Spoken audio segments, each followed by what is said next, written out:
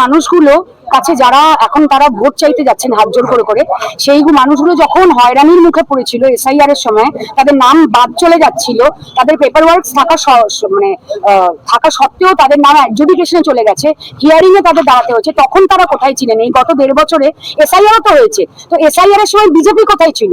আমার এই প্রশ্নটা তাদের কাছে রইল। Thank you. ছিল একজন জনপ্রতিনিধির পক্ষে আমি ততটা করেছি, এবং যে কাজটুকু অসম্পূর্ণ রয়েছে সেই কাজগুলো আমি এই নির্বাচনের পরে আবার বিধায়ক হিসেবে ফিরে এসে আমি সেই কাজগুলো সম্পূর্ণ করব। তোমরা নিশ্চয়ই জানো যে বরানগরটা একটা গামলার মতো। এইখানটায় বামফ্রন্ট সরকারের সময় কোথাও বৃষ্টি পড়লে জল জমলে 5 দিন নামতো না জল। তুমি এখানে লোকাল, তুমি এটা জানবে। এখন কিন্তু একদম সব জায়গায় জল জমেই না, আমি এই কথা বলবো না, কিছু পকেটসে জল জমে, কিন্তু সেটা 1-1.5 ঘন্টার মধ্যে কিন্তু নেমে যায়।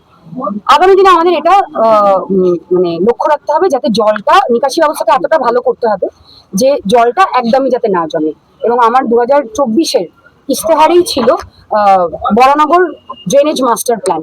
সেটা 1 বছরেই মানে এক্সিকিউট করা পসিবল না, একটা বড় ফান্ডের ব্যাপার আছে, স্টেট ফান্ড থেকে আসবে।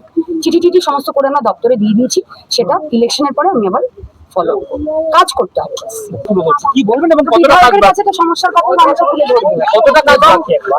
কাজ অবশ্যই কাজ অবশ্যই বাকি আছে আমার পক্ষে। 1.5 বছরে যখন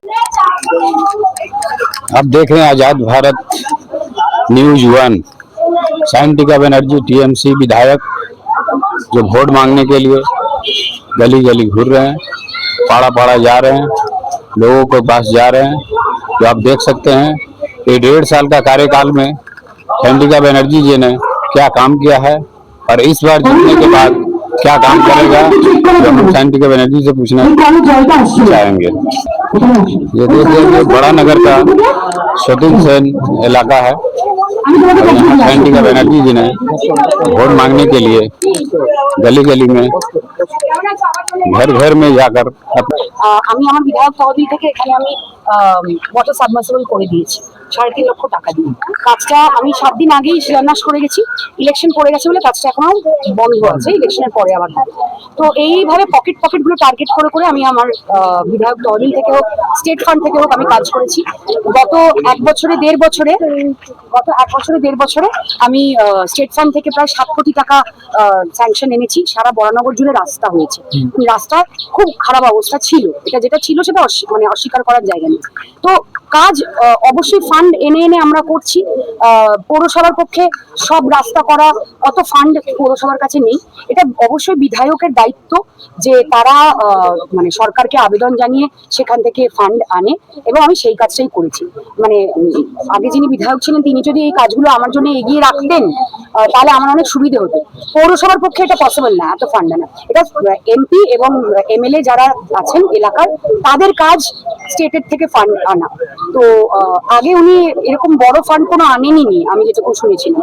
তো যাই হোক, আমার তার কাছে যখন দায়িত্ব পড়েছে আমি সেই কাজটা করেছি।